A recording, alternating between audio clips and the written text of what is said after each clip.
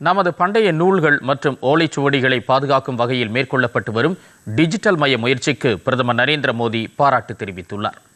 செயற்கை நுண்ணறிவு உள்ளிட்ட புதிய தொழில்நுட்பங்களை கற்றுக்கொள்ள வேண்டும் என்று இளைஞர்களை பிரதமர் கேட்டுக் கொண்டுள்ளார். மனதின் குரல் நிகழ்ச்சியில் உரையாற்றிய பிரதமர் நரேந்திர மோடி புதிய தொழில்நுட்பங்கள் மற்றும் நாட்டின் பல்வேறு பகுதிகளில் நிகழ்ந்த சில சுவாரஸ்யமான சம்பவங்களை நினைவு கூர்ந்தார். அசாம் மாநிலத்தில் ஹர்கிலா என்ற அரிய வகை பறவை அமங்கலமான பறவையாக இருந்ததை சுட்டிக்காட்டிய பிரதமர், அறிவியலாளர் பூர்ணிமா தேவியின் முயற்சியால் இன்று கிராமங்களின் அடையாளமாக மாறியுள்ளதை சுட்டிக்காட்டினார்.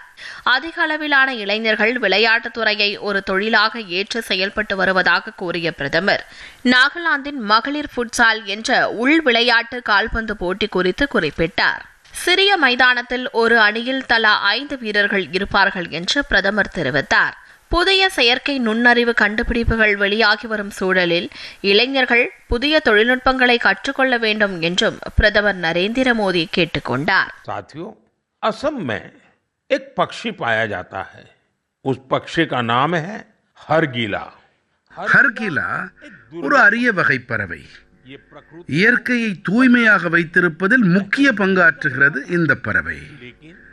ஆனால் அசாமின் சில பகுதிகளில் நீண்ட காலமாகவே இது அமங்கலமான பறவையாக கருதப்பட்டது. தங்கள் அக்கம் பக்கங்களில் இதை காண்பதை மக்கள் விரும்புவதில்லை. இந்த ஹர்கிலாவின் கூடுகள் இருக்கும் மரங்களை கூட பல வேளைகளில் அவர்கள் வெட்டி விடுவதும் உண்டு. சுற்றுச்சூழலின் தூய்மைக்கு உதவும் ஒரு பறவையான ஹர்கிலாவை மக்கள் பயத்தின் காரணமாக வேட்டையாடி வருகின்றார்கள்.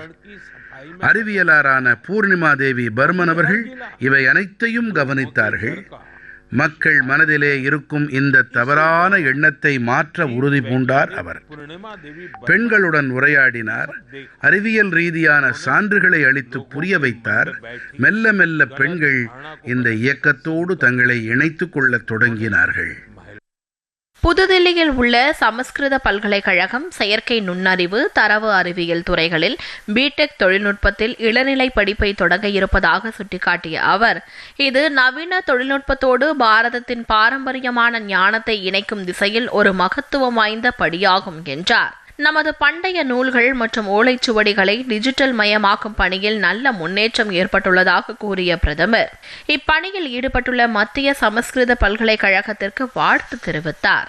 दिल्ली में स्थित सेंट्रल संस्कृत यूनिवर्सिटी செயற்கை நுண்ணறிவு, தரவு அறிவியல் துறைகளில் பிடெக் தொழில்நுட்பத்தில் இளநிலை படிப்பை தொடங்க இருக்கிறது.